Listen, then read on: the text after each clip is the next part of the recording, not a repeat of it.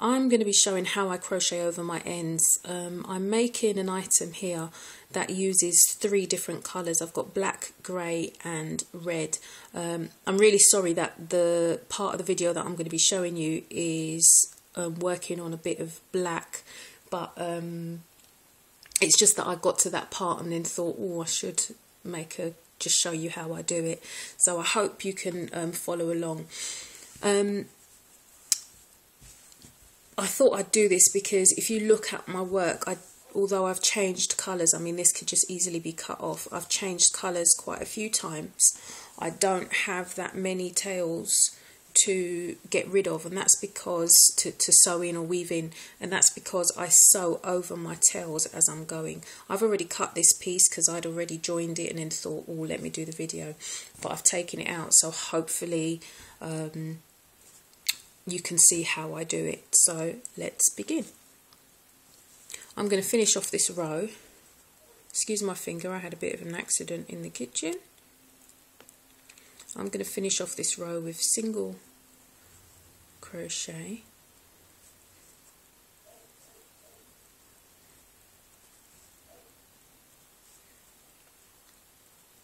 and then I get to the very last stitch, and as you know, you will finish off that stitch with the new colour. So I'm going to join the red,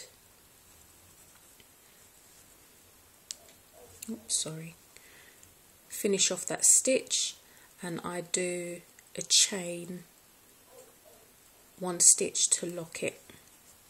I call it locking it when I join the new colour. Then the previous colour I just pull, so I'm going to pull that black just to keep everything together, and then pull the red again so everything's quite tight. Turn your work around and get all of the threads in place. On the right hand side. Sorry, this is my first time doing this and I'm not sure whether I should need to be looking at the work or looking through the camera. I think I need to be looking through the camera. I do another chain. I chain 1, but I am chaining with the end of the new colour as well. So I'm locking everything in together. So I do a chain 1. That's not going anywhere. That's not going to go anywhere. And I just pull everything in place. Then I've got the end of the previous colour and I'm going to crochet over that. So I go into, like I said, excuse me again for it being black, I go into the first single crochet space, and I'm still keeping both of the tail and the new colour together, and I pull it through. So it's like I'm crocheting with double yarn, but to finish off this stitch I only pull through the colour that I'm going to be continuing with. I drop the tail at this point. It is quite tight, but I pull it through, and then I go back to the tail and pull it, so everything is really tight, and then I just crochet over everything. So I keep this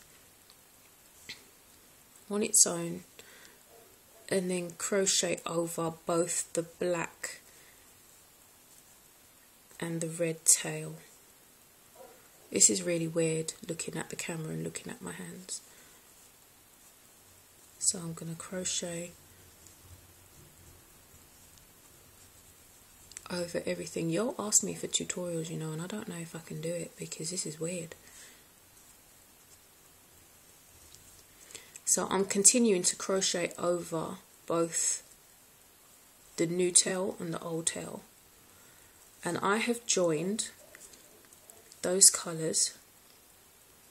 It will even itself out, and even though I used the two yarns together, the tail and the tail and the working thread, if we call this the one that comes from the ball, the working thread, even though it was together, you can't tell that it's bulky, and based on that I don't have a tail to weave in. So basically that's the way I crochet over my threads. I crochet over my ends, and like with this black one I'll just keep going until it finishes. But that's how I eliminate the need for